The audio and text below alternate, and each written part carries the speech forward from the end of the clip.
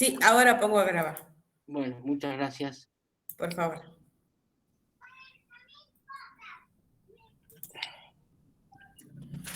Ahí está. Ahora me ocupo de la asistencia, así que por favor vayan colocando los que no lo hicieron sus datos. Toda tuya, Juan. Ya está ya está se está grabando. A ver, ahí pues pongo...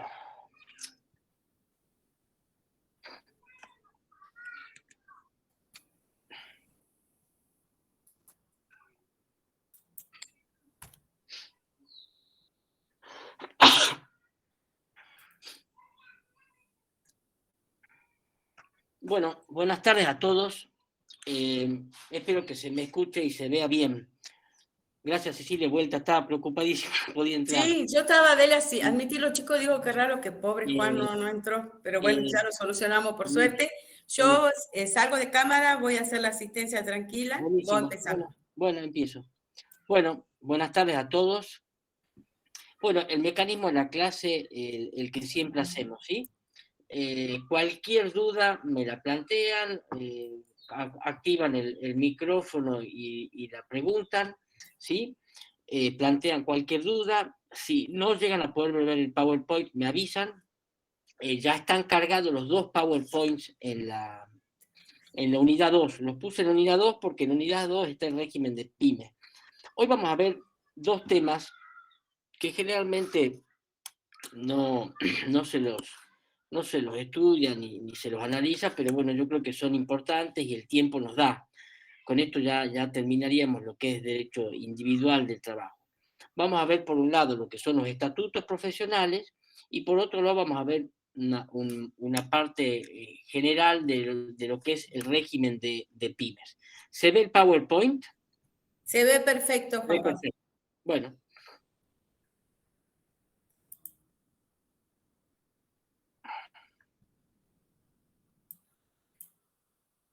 cuando ustedes vieron fuentes del derecho del trabajo, lo vieron con Cecilia y principios del derecho del trabajo, ustedes vieron que dentro de las fuentes estaba, de las fuentes específicas, lo que hace al derecho del trabajo, estaba sobre todo la ley de contrato de trabajo, pero a su vez teníamos también lo que se denominaban estatutos profesionales.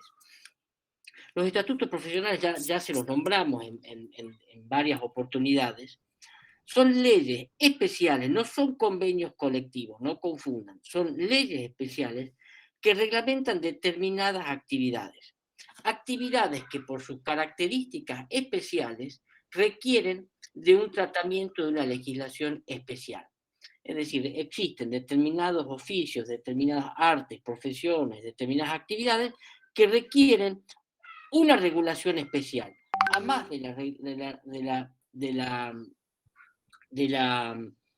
la regulación general que establece la ley de contrato de trabajo. Ya vamos a ver en cada uno de estos estatutos se aplica subsidiariamente la ley de contrato de trabajo.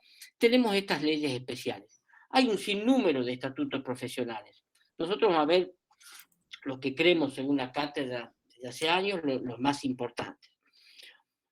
Esto de los estatutos profesionales tiene vinculación con las fuentes. ¿Por qué? Acuérdense que dentro de las fuentes del derecho del trabajo teníamos las fuentes generales, la Constitución Nacional, los tratados internacionales, las fuentes específicas, la ley de contrato de trabajo, los estatutos, los convenios colectivos, los contratos individuales de trabajo, los usos y costumbres, etcétera, etcétera. Y dentro de los principios, dentro de las fuentes, acuérdense que, y esto vinculado a los principios del derecho del trabajo, que tenemos que tener presente siempre que las fuentes deben ser interpretadas, deben ser aplicadas y entendidas siempre en la aplicación de los principios generales del derecho del trabajo. Y sobre todo, ¿cuál? El principio pro operario. Es decir, que en caso de duda se va a estar a favor del trabajador, que siempre se va a aplicar la ley más favorable al trabajador. En este caso, el estatuto profesional seguramente va a ser la ley más favorable. Entonces, ustedes cuando tengan que resolver una determinada cuestión, trabajarse una determinada cuestión laboral, no solamente, si están, por ejemplo, frente a un trabajador agrario, no solamente ver la ley de contrato de trabajo, sino van a tener que ver el estatuto del trabajador agrario. Y también van a tener que ver el convenio colectivo aplicable al sector. ¿sí? Entonces, acuérdense que las normas del derecho del trabajo, la fuente del derecho del trabajo, tanto las generales como las especiales, se aplican siempre en base a este principio de la norma más favorable o la condición más beneficiosa a favor del trabajador. ¿Me siguen? Dentro de los estatutos tenemos el del trabajo, el del servicio doméstico, trabajadores agrarios, trabajadores de la construcción, periodistas, docentes privados, viajantes de comercio, etcétera, etcétera. Es decir, hay numerosos estatutos profesionales. Tal como yo les decía en la mayoría de las clases, cuando ustedes el día de mañana ejerzan la profesión, si la van a ejercer dentro del ámbito del derecho al trabajo, acuérdense siempre de esto, de cuáles son las fuentes, cuáles son los principios, y de estar y de munirse, de obtener toda la legislación aplicable a la actividad en la cual ustedes van a prestar un asesoramiento profesional, ¿sí? Entonces, la Constitución, la Ley de Contrato de Trabajo, el Estatuto Profesional, el convenio colectivo aplicable al sector, los usos y costumbres de la actividad, el contrato individual si es que hay un contrato firmado, etcétera, etcétera. ¿Me siguen hasta ahí? ¿Sí? Dentro del primer estatuto que vamos a ver, con esto no los quiero abrumar, yo simplemente les quiero ir mostrando y ejemplificando cuáles son las diferencias que pueden haber dentro del régimen especial y en cada estatuto en particular. Acuérdense, e insisto, todas estas leyes se aplica subsidiariamente la ley de contrato de trabajo. ¿Qué implica que se aplica subsidiariamente? Cuando hay una cuestión no reglamentada, no resuelta, no legislada por la ley del estatuto especial, vamos a tener que ir a la ley de contrato del trabajo. Y si la ley de contrato de trabajo tampoco nos da solución, ¿a qué tenemos que ir? A los principios generales del derecho del trabajo, a la Constitución Nacional, a los tratados, a los convenios colectivos. ¿Me entienden? Porque es necesario tener a mano siempre toda la legislación y toda la información que se aplica en cada actividad, arte, oficio o profesión. ¿Me siguen ahí? En cada estatuto profesional vamos a ver cuál es el sujeto comprendido. ¿Cuáles son los sujetos comprendidos en el servicio doméstico? Empleados o empleadas que presten servicios en casas particulares o ámbito de la vida familiar. ¿Sí? ¿Cuál es la característica de este servicio? Que para el empleador no implica un lucro o beneficio económico. ¿Sí? Entonces, una persona, varón o mujer, que presta servicios en una casa particular o ámbito de la vida familiar, sin que ello implique para el empleador un beneficio o lucro económico directo. No importa la cantidad de horas diarias o jornadas semanales que se ocupen. Hay una confusión muy grande hasta el día de la fecha, en donde, porque la ley anterior, que era un decreto ley del régimen militar, establecía que de acuerdo a la cantidad de horas o jornada de trabajo que se prestaba, el personal caía dentro del régimen del servicio doméstico o no. Ahora no importa, esto hace al principio protectorio, no importa la cantidad de horas, no importa la cantidad de días que se preste servicio, yo voy a estar incluido dentro del servicio doméstico. ¿Qué personas no van a estar incluidas dentro del servicio doméstico? Las personas contratadas por personas jurídicas, las emparentadas, con es decir, los parientes con en la casa, las que realicen asistencia o cuidados a enfermos, las personas contratadas para conducir vehículos, es decir, el chofer de la familia. Entonces, las personas contratadas por personas jurídicas, asociaciones, fundaciones, sociedades comerciales, etcétera, etcétera. Las personas que tienen un parentesco con el dueño de la casa, las que realizan cuidado de personas y asistencia o enfermos. Acá hay alguna cuestión que es de difícil entendimiento, porque cuando uno va a la página web de la AFIP y ve las escalas salariales del personal de servicio doméstico, uno de los aspectos es que se pone personas encargadas de cuidar personas. Y esto genera algunas dudas en algunos casos. Pero en virtud del principio protectorio, en caso de duda, ¿qué ley se va a tener que aplicar? La ley más favorable. Si hay una ley más favorable para el personal que realice tareas y cuidados de enfermos, no se va a aplicar el régimen del servicio doméstico, sino que se va a aplicar la ley especial. ¿Me siguen? Así tienen que ustedes razonar. ¿Alguna duda? ¿Voy muy rápido? ¿No? Bueno.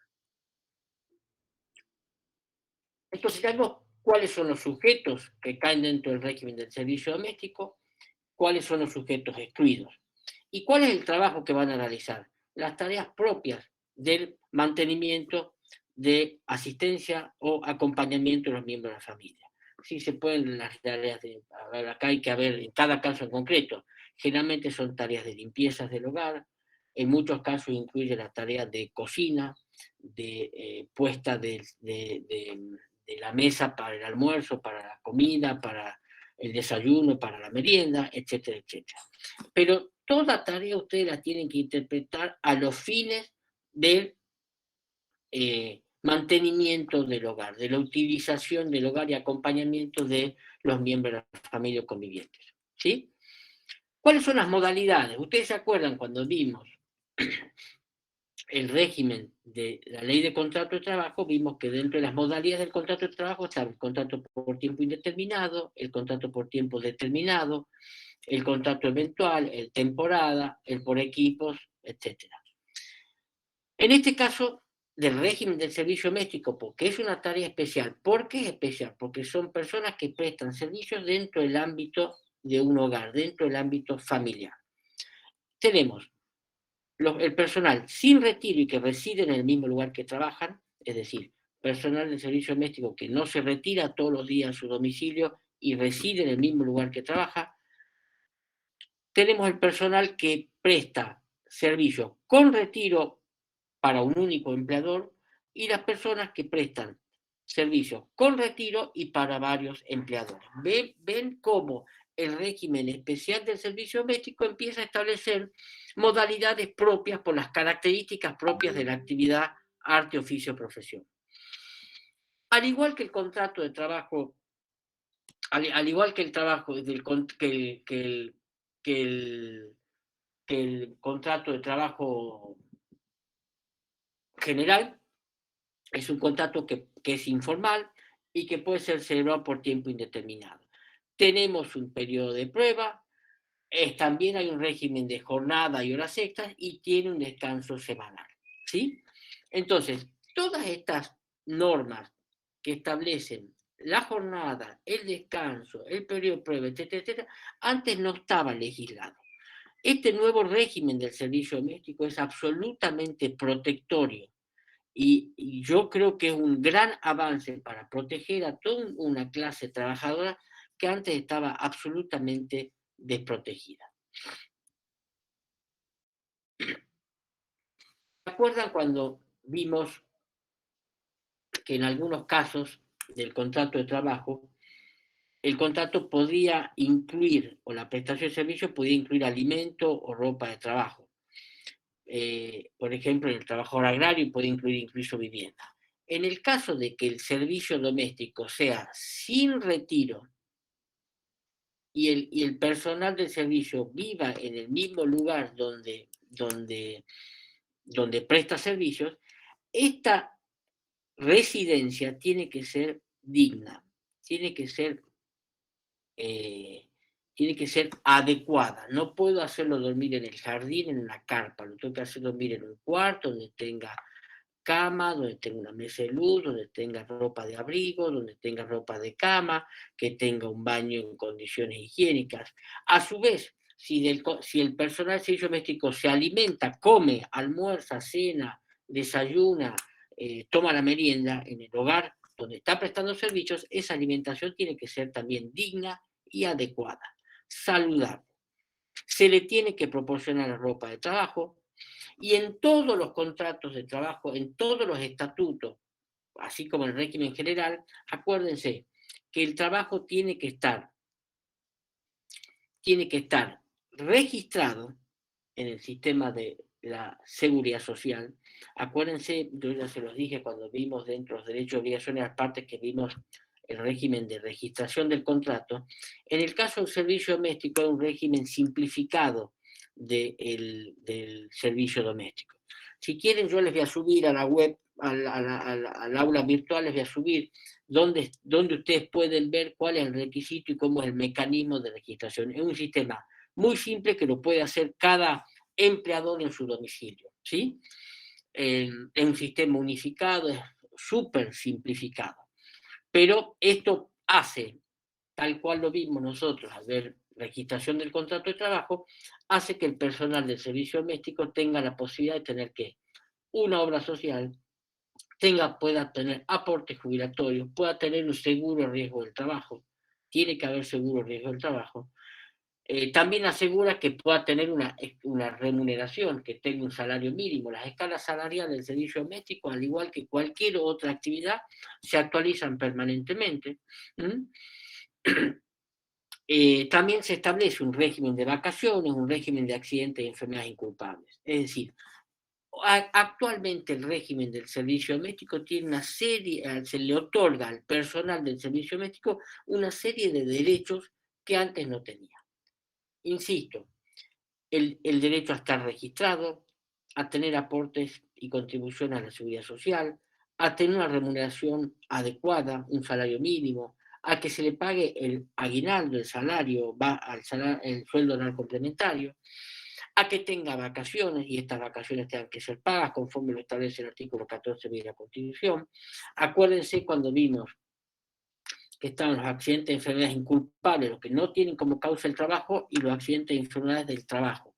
En este caso, si el personal del servicio doméstico padece un accidente o enfermedad inculpable, también goza de la protección de este estatuto especial. A su vez, también se establece una serie de licencias que antes tampoco existían.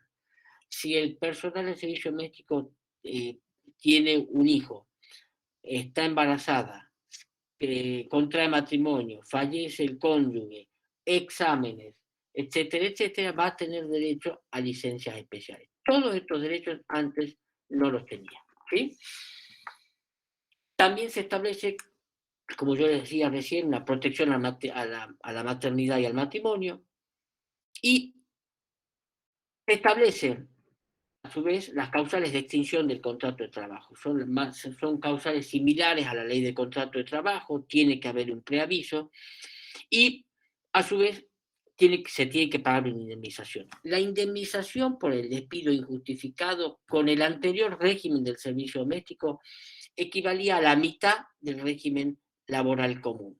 Hoy es en la misma indemnización. Se dan cuenta cómo la ley, esta ley nueva del servicio doméstico, significa, desde mi punto de vista, un gran e importante avance en la protección de los derechos del trabajador del servicio doméstico, ¿sí?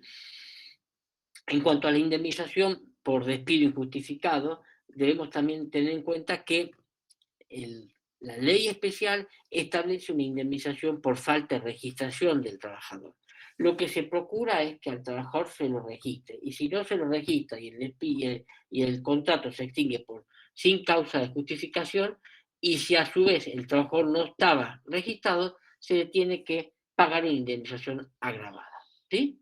Esto es muy importante. Lo que se procura es que al trabajador se lo registre. No sé si ustedes vieron las noticias de estos últimos tiempos, pero el gobierno nacional largó un régimen especial para regularización del servicio doméstico. Desde mi punto de vista, mal planteado, pero bueno, siempre se procura que al trabajador del servicio doméstico se lo registre. E insisto, el régimen de registración es absolutamente fácil, simple y efectivo. Ustedes tienen que procurar que todas las personas que ustedes conozcan registren al trabajador. Yo me comprometo a pasarles el link donde ustedes pueden encontrar cómo es el procedimiento y cuáles son los requisitos que se necesitan para la registración del trabajador en servicio doméstico. El plazo de prescripción es el mismo de los 2 años de la ley de contrato de trabajo, y como les decía al principio de la clase, se aplica supletoriamente la ley de contrato de trabajo. Cuando la ley del servicio doméstico no da solución o respuesta a una determinada problemática legal, vamos al régimen general de la ley de contrato de trabajo. Y acuérdense que en la aplicación de todas estas normas, las fuentes específicas y las fuentes generales, tenemos los principios generales del derecho del trabajo. ¿Alguna pregunta con el régimen del servicio doméstico? ¿Alguna duda?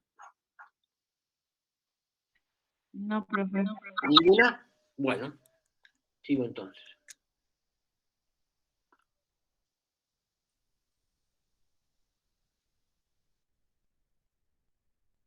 Otro estatuto especial, el trabajador agrario. Nosotros vivimos en la provincia de Jujuy, tenemos servicio doméstico. Trabajador agrario también, tenemos trabajador agrario tanto en la zona de los Pericos, como en la zona Ramal, como en la zona de la Quebrada, como en la zona de la Puna.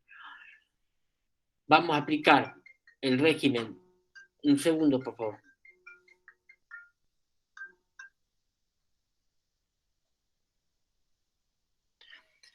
En este caso, ¿quién? Todas quienes van a estar comprendidos en el régimen de trabajo agrario, toda persona que realice actividad agraria. ¿Y cuál es la actividad agraria? Según el artículo 3 de la misma ley. Toda aquella actividad que tiene por objeto de obtener frutos primarios, frutos o productos primarios, de actividad agropecuaria. Aquí hablamos de agricultura, ganadería, plantas, agricultura, hablamos no solamente de granos, sino también de hortalizas, de frutas y verduras. En Jujuy hay muchísimas, en la zona de Ramal, en la zona de Los Pericos, en la zona Quebrada hay mucha fruta y verdura. La actividad ganadera en el sentido de vacas, caballos, ovejas, gallinas, pollos, etcétera, etcétera. ¿Sí? Entonces, lo que caracteriza la actividad agropecuaria es toda aquella actividad que tiene por objeto obtener frutos de la actividad primaria, agrícola, ganadera, en todos sus aspectos, ¿sí? Lo que sí establece la ley que esta actividad no tiene que ser sometida a ningún tipo de producción o producto industrial. Cuando yo produzco vacas para que den leche, ese es el producto. Si yo esa leche la proceso para luego venderla, ya es un proceso industrial, no entra dentro del trabajador agrario. ¿Me explico? Si yo crío vacas para hacer carne y carneo la vaca, limpio la vaca, hago los cortes y vendo los cortes a los frigoríficos o a los carnicerías, ya esa actividad ya excede la actividad agropecuaria. La actividad agropecuaria es de la cría y crecimiento de la vaca hasta que la vendo para que luego sea faineada. ¿Sí? Si yo planto soja y esa soja la cosecho y a partir de ahí empiezo a hacer leche de soja, ya ese procedimiento de leche de soja escapa a la actividad agropecuaria. Entonces, me explico, van a tener que ver en cada caso en concreto cuándo se aplica, pero la base es esta: toda actividad que tenga por objeto la producción de frutos o productos primarios derivados de la agricultura, la ganadería, la forestación, etcétera, etcétera. ¿Sí? ¿Quiénes están excluidos del régimen del trabajador? Los trabajadores que participen del proceso industrial, ¿sí? El personal administrativo, el personal de servicio doméstico, los empleos públicos, ¿sí? Entonces, dentro del el solo hecho, no confundan, el solo hecho de estar trabajando en el campo o en una empresa agropecuaria no implica que a mí se me aplique el régimen del trabajador agrario. Se me va a aplicar en la medida que mi actividad, mi arte, oficio, profesión, esté destinado directamente a la producción de estos productos primarios.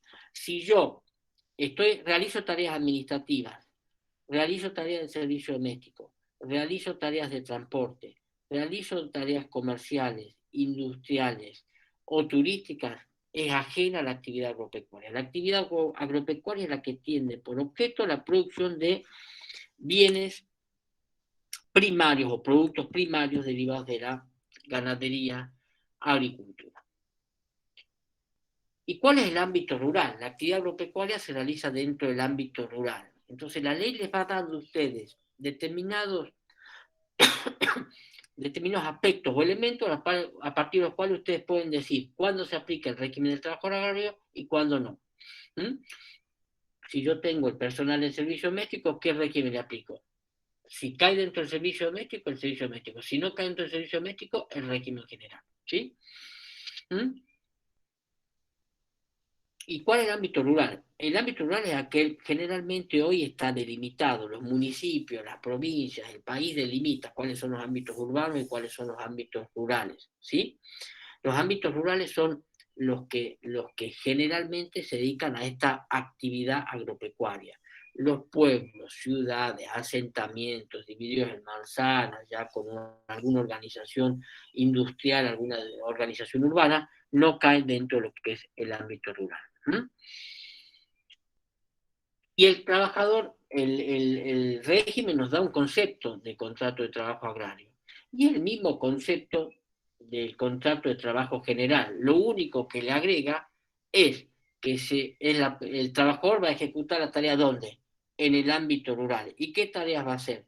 La tarea de producción de productos primarios derivados de la agricultura, de la ganadería, de la forestación, etcétera, etcétera. ¿Sí?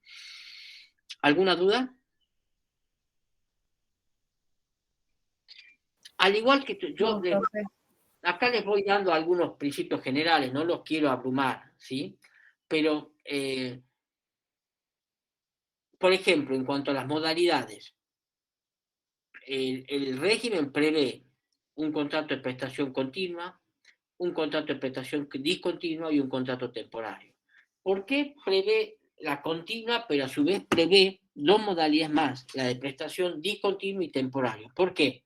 Porque la propia, insisto, este parámetro, este aspecto que yo les decía al inicio de la clase, hay una actividad arte-oficio especial que requiere una regulación especial. Y el trabajo agrario, la producción agropecuaria, hay por ciclos de temporada. ¿Se acuerdan cuando vimos el contrato por temporada? Bueno, esto es algo similar.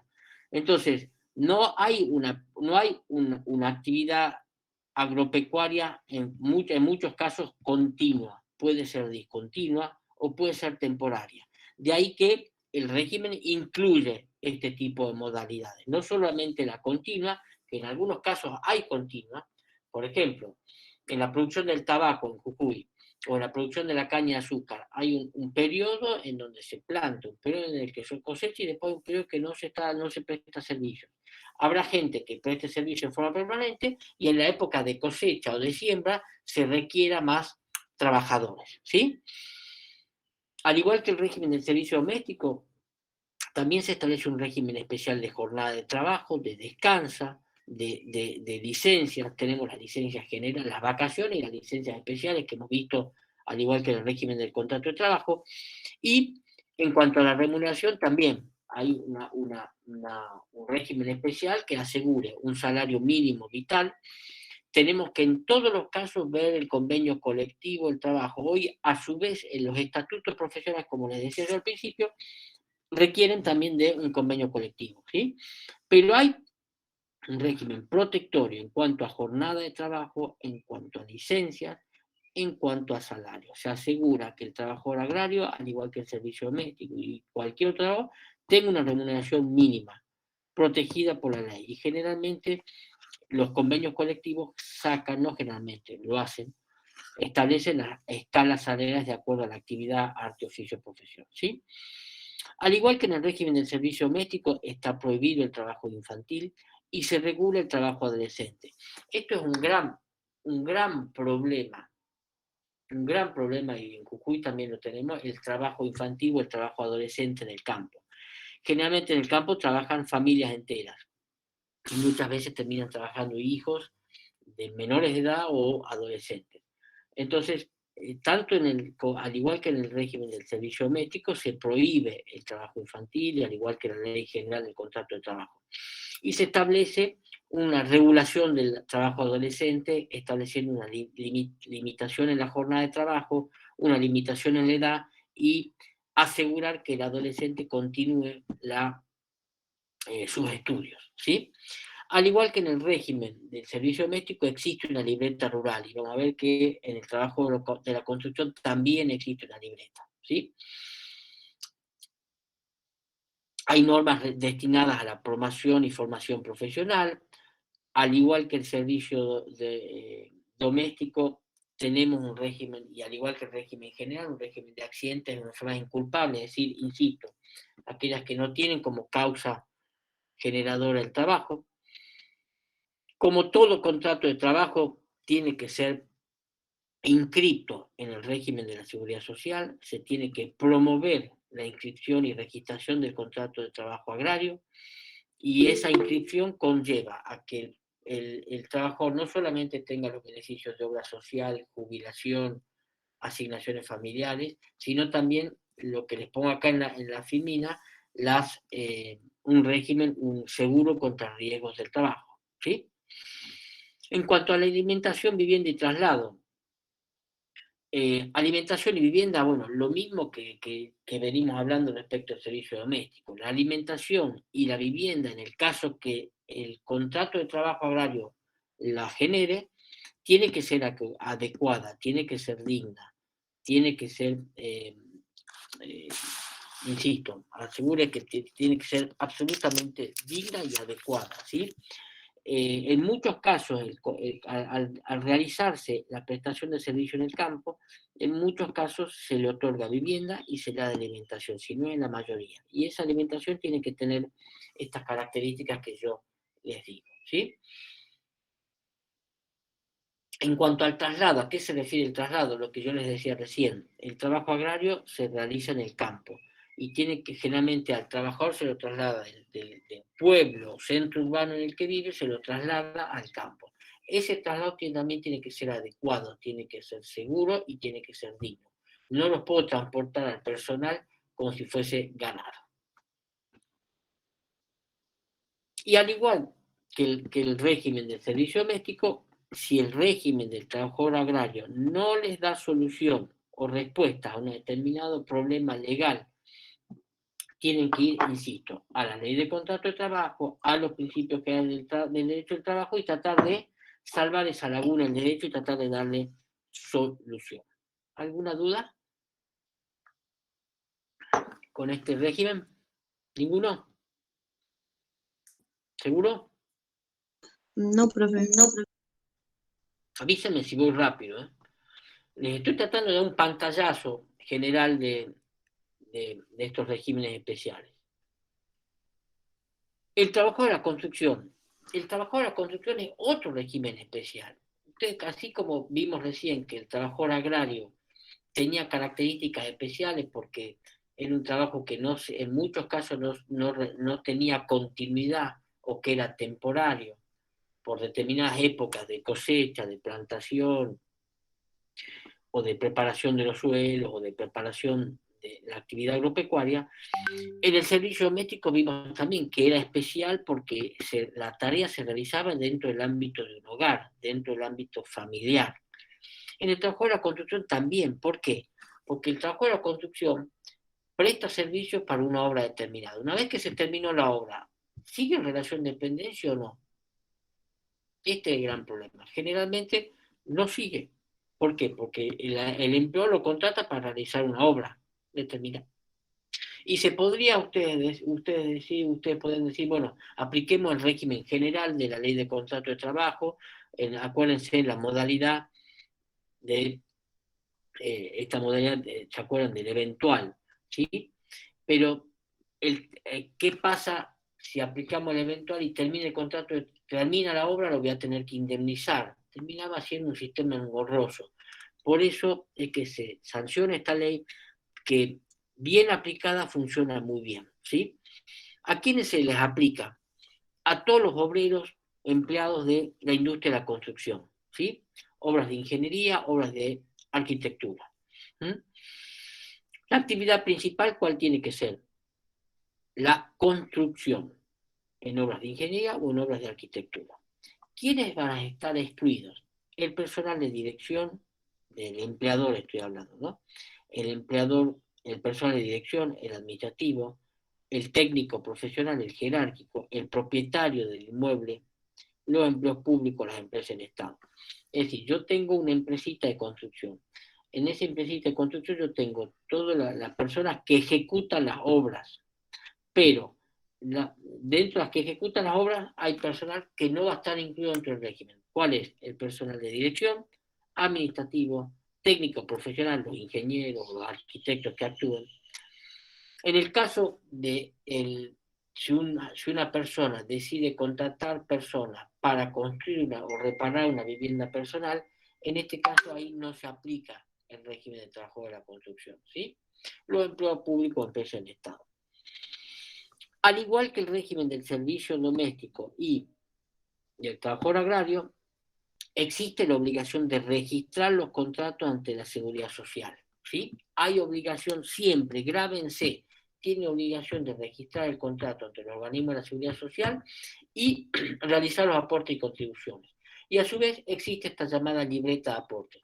En esta libreta de aporte, en los 3 regímenes que venimos viendo, es un pequeño cuadernito en donde se va anotando el nombre del empleador, el domicilio, el teléfono, en este caso también hoy se anota el correo electrónico, se anota la fecha de ingreso, los datos del trabajador, si tiene carga de familia o no, la fecha de ingreso, la fecha de egreso, etcétera, etcétera. Es una documentación más que tiene el empleado y le sirve como antecedente para, yo trabajé en tal obra, voy a que me contrate otra obra, le muestro el nivel de empleo y digo, bueno, esta persona tiene antecedentes que ha trabajado en la construcción. ¿Me siguen? Yo recién les hablaba de en el caso de que se termine la obra, el trabajador de la construcción queda sin trabajo. Y en este caso, ¿se lo debe indemnizar o no?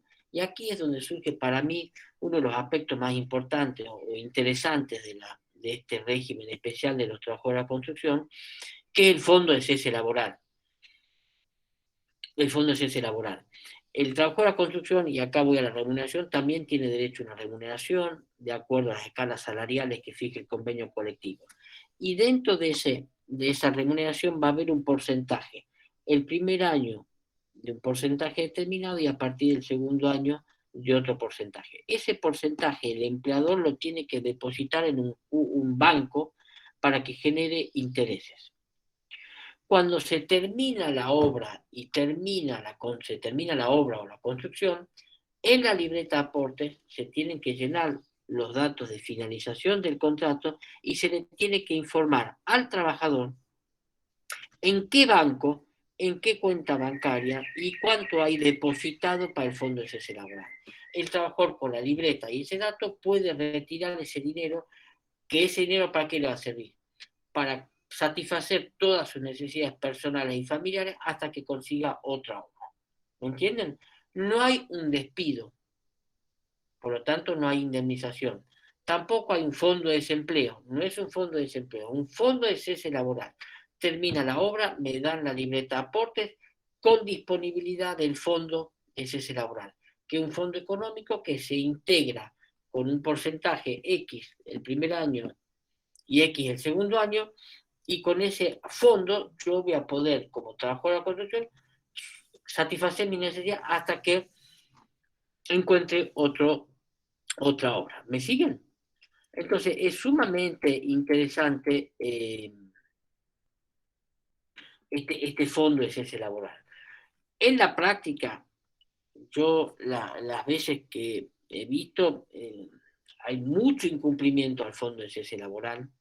Si usted el día de mañana trabaja para alguna empresa constructora, algún empleador que haga construcciones, obras civiles o industriales, y primero acuérdense, fíjense bien que el trabajador encuadre dentro del régimen especial, tienen que ser muy prolijos al llevar la libreta de empleo, al liquidar los salarios, liquidarlos de acuerdo a las escalas salariales vigentes y aplicables al sector, a efectuar el aporte al fondo de desempleo en una cuenta bancaria en las condiciones que establece la ley, ¿sí? Si no se hace este depósito, el trabajador va a tener la posibilidad de intimarlo al empleador para que lo haga. Si no lo hace, el trabajador lamentablemente va a tener que hacer un juicio para que se le reintegre. Pero en ese juicio va a poder requerir que se le aplique una multa o indemnización especial. Se lo sanciona al empleador que no cumplió con el aporte del fondo de cese laboral con una indemnización especial, ¿sí? Al igual que todos los regímenes que vimos, hay un régimen especial de remuneraciones que tiende a garantizar una remuneración mínima, vital y móvil, de acuerdo a las escalas salariales vigentes y aplicables al sector. Hay un régimen de jornada de trabajo y de de licencias especiales y licencias ordinarias. Y hay normas referidas a la extinción del contrato de trabajo. Siempre se va a aplicar que supletoriamente, al igual que los otros regímenes, la ley de contrato de trabajo. ¿Alguna duda? ¿Alguna duda con esto? ¿Ninguna? ¿Ninguna? No, profe.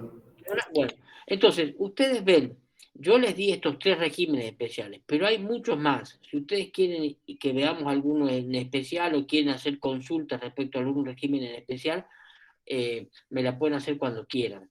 Pero les insisto, tengan en cuenta que estamos frente a un derecho especial, el derecho al trabajo. Y en el derecho al trabajo, de acuerdo a la rama de actividad, arte, oficio, profesión en las cuales ustedes presten asesoramiento, tienen que munirse, tienen que tener toda la legislación aplicable. No solamente la ley de contrato de trabajo, sino si la actividad tiene un estatuto especial, el estatuto especial. Si tiene convenio colectivo, el convenio colectivo. Acuérdense que como fuentes del derecho al trabajo, tanto el convenio como el estatuto profesional va a tener normas muy específicas que hacen a la actividad, y generalmente van a ser normas que, de acuerdo al principio protectorio, establecen condiciones más beneficiosas o protectorias para el trabajador. ¿Sí?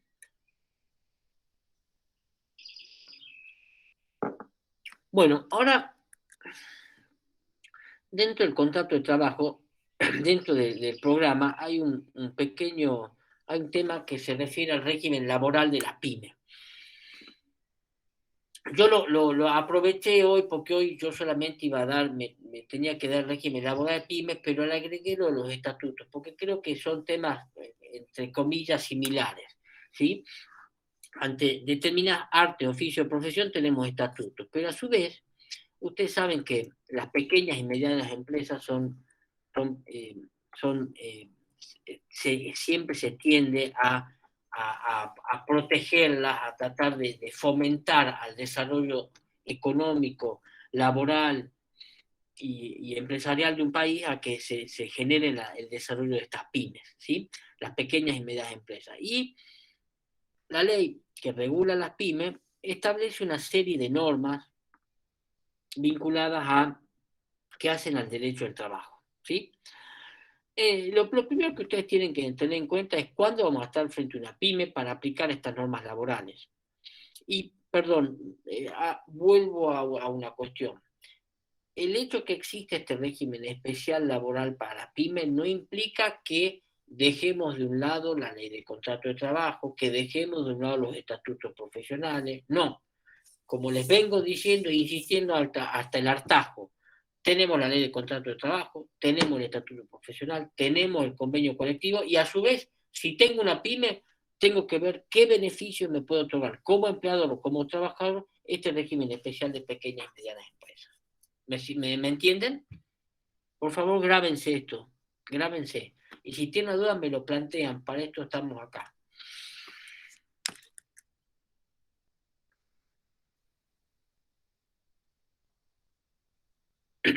¿Cuándo va a haber una pyme? Cuando el plantel o el plantel de trabajadores no supera los 40 trabajadores, es decir, el plantel se refiere a la cantidad de trabajadores que tiene esta pequeña y mediana empresa, y tenga una facturación anual inferior, que fije la comisión. Va a haber una comisión especial de seguimiento. Se crea, como todo régimen legal, se crea una comisión especial que va a seguir el régimen laboral de las pymes, el funcionamiento de las pymes. Entonces, para que yo sea pyme, no tengo que tener más de 40 trabajadores y tengo que tener una facturación anual inferior a la que fije esta comisión. Esto vamos a tener que ver en cada caso en concreto cuál es, ¿sí? Hay 2 aspectos que establecen. Hay muchas normas dentro del régimen laboral de las pymes que se refieren al derecho colectivo del trabajo, ¿sí? La negociación colectiva puede modificar este número de trabajadores. La ley dice no supera los 40, pero la negociación colectiva, es decir, los convenios colectivos, la negociación colectiva es el procedimiento a partir del cual se genera un convenio colectivo. Esta negociación colectiva interviene el sindicato e interviene las asociaciones profesionales de empleadores, ¿sí? En este procedimiento de negociación colectiva que genera un convenio colectivo, se podrá modificar la cantidad de trabajadores. Pueden establecer, por ejemplo, que sean 20, que sean 60, que sean 50. La ley no establece un límite, ¿sí? Profe, disculpe que lo interrumpa. No está presentando pantalla, ¿no? ¿No se está? No, no se ve. Disculpe. Gracias por avisar. No, no hay de qué. ¿Ahí sí? ¿Ahí sí? Ahí está presentando. Ahora ya se ve bien. Dice bien, perfecto. Gracias por avisar. Bueno, ¿se ve ahí o no? Sí, ¿Lo ven? profe. Sí, sí, todo bien.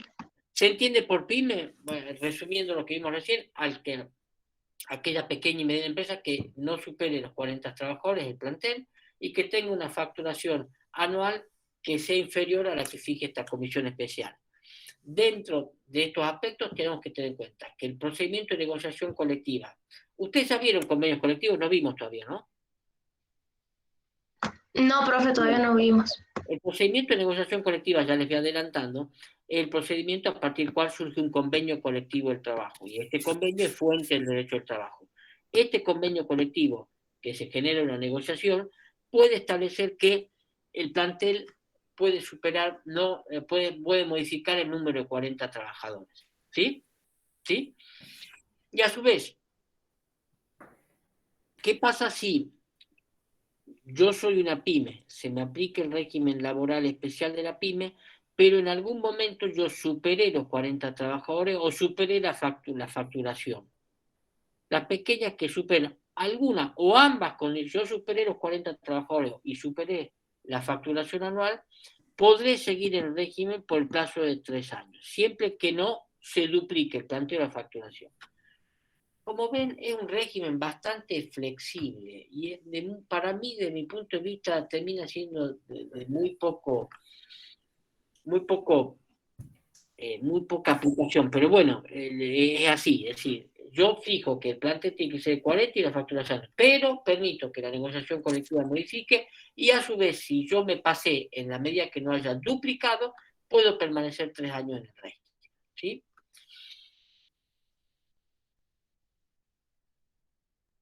Establece un registro único de personal entre los artículos 84 al 87. ¿A qué se refiere el registro único de personal? Es un registro donde se va a centrar la totalidad de trabajadores, donde va a estar la modalidad de contrato y será publicado ante la autoridad. En ese registro único tiene que constar todos los datos de empleo y trabajador. Al igual, pongo acá, idem artículo 51 de la ley de contrato de trabajo. ¿Sí? Es decir, se establece que va a haber un registro único de personal con las mismas características de lo que establece el régimen general de la ley de contrato de trabajo. Desde mi punto de vista, yo no veo ninguna cuestión diferencial del régimen general. Pero bueno, se crea este registro único personal. En la omisión de incumplimiento, si yo tengo una pyme, tengo obligación de llevar el registro único personal, donde tengo que asentar todos los datos de los trabajadores, la modalidad de contratación, tiene que estar rubricado por la autoridad. Voy a dejar registradas todas las relaciones de trabajo. Si yo no omito con el incumplimiento, trae aparejada la misma sanción que establece la ley laboral general.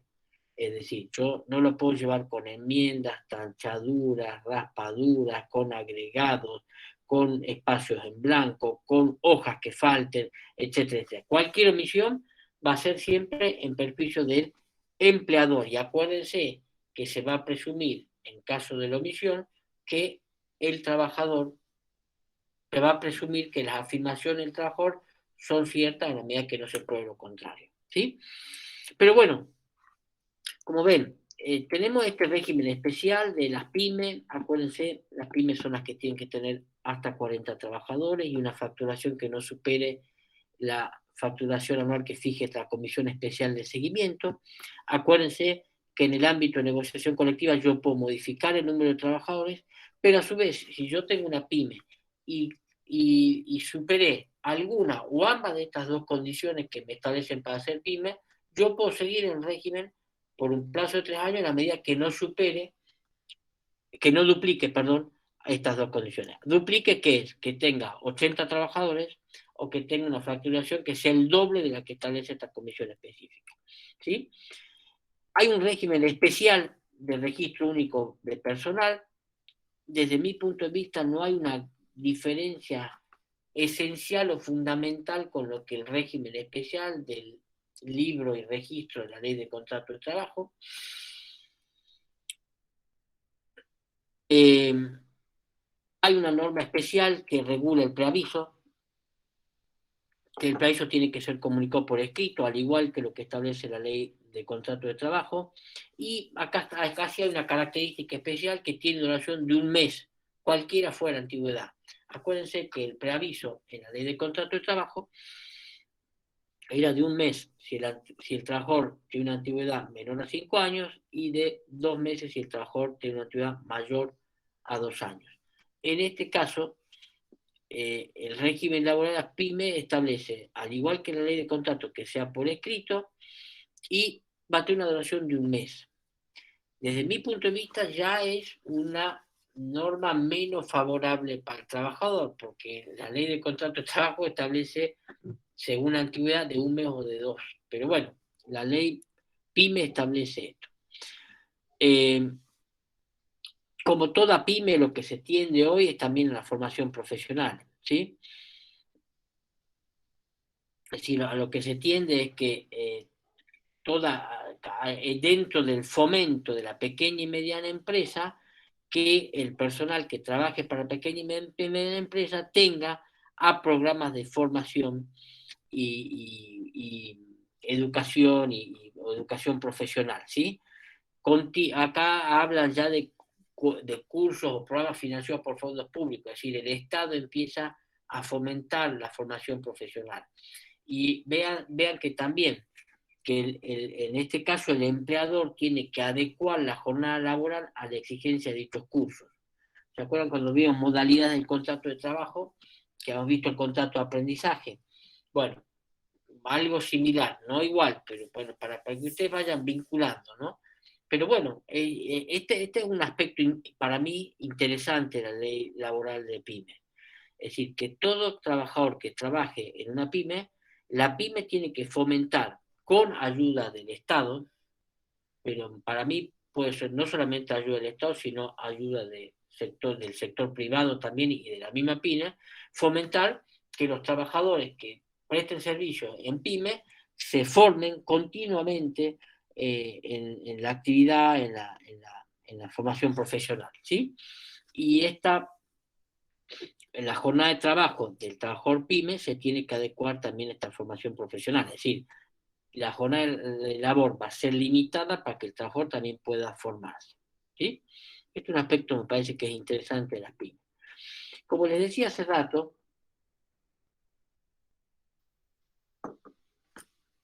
el régimen de las pymes tiene una serie de normas relacionadas con el derecho colectivo del trabajo, ¿sí? Con el derecho colectivo del trabajo, ¿sí? Entonces, por ejemplo, tiene la disponibilidad colectiva, ¿sí? La disponibilidad colectiva del artículo 90 y 91 de la ley de contrato de trabajo, ¿sí? Yo también les voy a pasar la ley para que ustedes la tengan, la estaba sacando acá.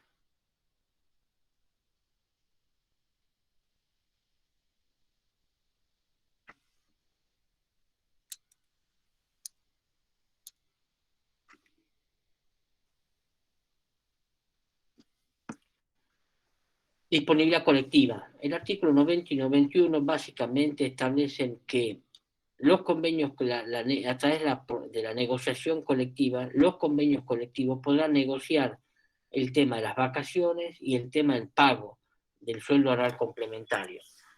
Desconozco por qué razón se limita la disponibilidad colectiva del artículo 90 y 91 al tema vacaciones y al tema del goce del sueldo oral complementario, ¿sí?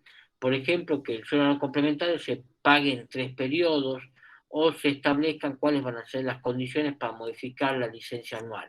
Pero bueno, se limita a estas dos cuestiones. Yo me tengo que atener a lo que dice el artículo 90 y 91. Y el artículo 90 y 91 me dice que yo, por negociación colectiva, puedo modificar las condiciones, exigencias y modalidades del régimen de vacaciones, y a su vez que puedo modificar también el régimen del sueldo anual complementario. ¿Por qué lo limita a estos dos aspectos? No lo sé. Pero bueno, en ese sentido actúa la ley. El artículo 94 habla, en cuanto a cuestiones de derecho colectivo, que movilidad interna. ¿Se acuerdan cuando vimos, tiene vinculación cuando vimos el ius variandi dentro de los derechos y obligaciones, que no se podían modificar las condiciones esenciales del contrato de trabajo? Bueno, en cuanto a la movilidad interna, el artículo 94 establece que el empleador podrá acordar con la asociación sindical, ¿sí? Con la asociación sindical, la redefinición de los distintos puestos de trabajo, movilidad interna, hoy prestar esta tarea, otra. Esto es con acuerdo del sindicato. Me parece que puede dar lugar a muchas arbitrariedades. Y me parece que siempre, en cuanto a esta movilidad interna, tenemos que tener en cuenta siempre, no se lo borren, del principio general que vimos y que yo se los mencioné recién, del ius variandi. Esta movilidad interna puede ser válida, legítima, en la medida que no afecte qué, y no produzca daños morales o daños patrimoniales al trabajador, que no se afecten las condiciones esenciales del contrato de trabajo. Pero bueno, esto lo establece el régimen. Son en algún sentido normas flexibilizadoras, si se quiere decir, pero siempre con intervención del sindicato. Si el sindicato trabaja bien en defensa de los derechos del trabajador, esto tiene que funcionar. Ahora, si el sindicato trabaja, como suele suceder, con otros fines que no son los de protección del trabajador, esas normas, desde mi punto de vista, no van a tener ningún tipo de efecto. ¿Sí? Hay el artículo 27, habla del mantenimiento y relación del empleo, ¿sí? Es decir, las pequeñas empresas pueden decidir si van a modificar o reestructurar. Las pymes pueden decidir que van a modificar o reestructurar la planta de personal por razones tecnológicas, de mercado, etcétera, etcétera. Entonces, cuando las empresas decidan reestructurar, realizar estos cambios, pueden hacerlas y con acuerdo de la asociación sindical. ¿Sí? Entonces, pero bueno, esto también es una cuestión que implica alguna suerte de flexibilización, ¿sí? Es decir, yo puedo reestructurar mi pyme por cuestiones tecnológicas, de trabajo, de mercado, y decir, bueno, no puedo tener 40, voy a tener 30, y estos 30, en vez de hacer estas funciones, van a tener que hacer otras, y a reestructurar todo. La ley lo permite, con acuerdo del sindicato, y control del sindicato, y a su vez se establece en la última parte del artículo que no se pueden efectuar despidos por la misma causa en el tiempo que dure. No se termina de comprender por qué no puede efectuar despidos. Pero bueno, habrá que ver. Son normas que tienden a flexibilizar, ¿sí? ¿Me explico o no? En cuanto a la negociación colectiva, ¿sí? Esto no es una norma que modifique mucho el régimen general de negociación colectiva. Establece normas que posibilitan la negociación colectiva entre las pymes y los sindicatos del sector, ¿sí? Entonces, como ven, hay normas especiales que hacen al régimen laboral de las pymes, que hacen al derecho colectivo.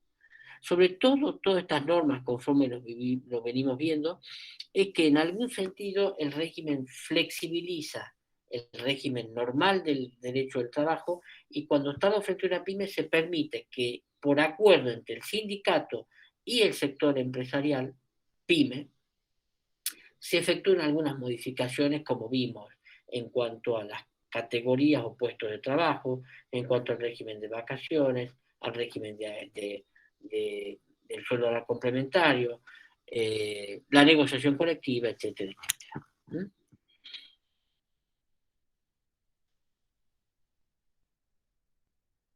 Establece el artículo 104 una norma especial referida a salud y seguridad del trabajo. Desde mi punto de vista, no es una norma que sume protección al trabajador en un aspecto tan importante como es la higiene y seguridad del trabajo. Desde mi punto de vista, no suma más. Tenemos la ley de contrato de trabajo y tenemos la ley de riesgo, que establecen normas claras y precisas de que hacen a la higiene y seguridad del trabajo. Pero bueno, la ley de PYME establece este artículo 104. Y como les decía recién, se crea una comisión de seguimiento de este régimen laboral de las pymes. ¿Sí? Como ven, desde mi punto de vista, no es un régimen muy interesante y que sume mucho al ámbito del derecho del trabajo, que es el que nos interesa a nosotros. Pero bueno, es para que lo tengan en cuenta, y en la medida que tengan norma, en la norma general de la ley 24.4.600 o las reglamentaciones, normas específicas que le puedan dar algún tipo de seguridad, me parece que es un régimen interesante. Bueno, con esto yo termino la clase de hoy en estatutos y regímenes PYME. No sé si tienen alguna duda en especial. ¿Cómo van con el desarrollo de las clases? Veo que siguen viniendo muchos, estamos en 50, ahora hay 40. Sigan participando en las clases, es importante. Participen de los parciales han sido una experiencia muy interesante. Y bueno, planteen dudas, no sé, lo que sea. Juan, voy a dejar de grabar porque, bueno, ahora vamos a toda la parte administrativa.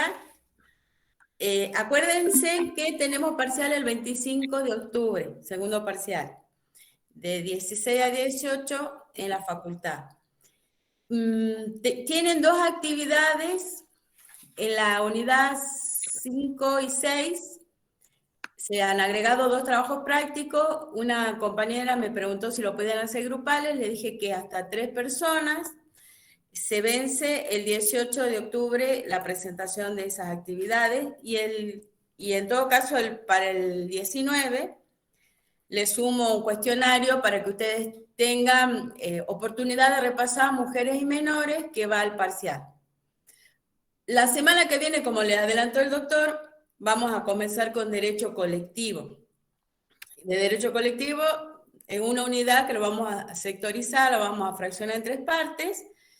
La parte de la presentación de la asignatura con sus principios y las asociaciones sindicales, después vendría la clase de convenios colectivos y la de conflictos de trabajo. Así que bueno, ya con esto damos por finalizado derecho individual del trabajo. Entra hasta trabajo de mujeres y menores, o sea, hasta la unidad que vieron el miércoles.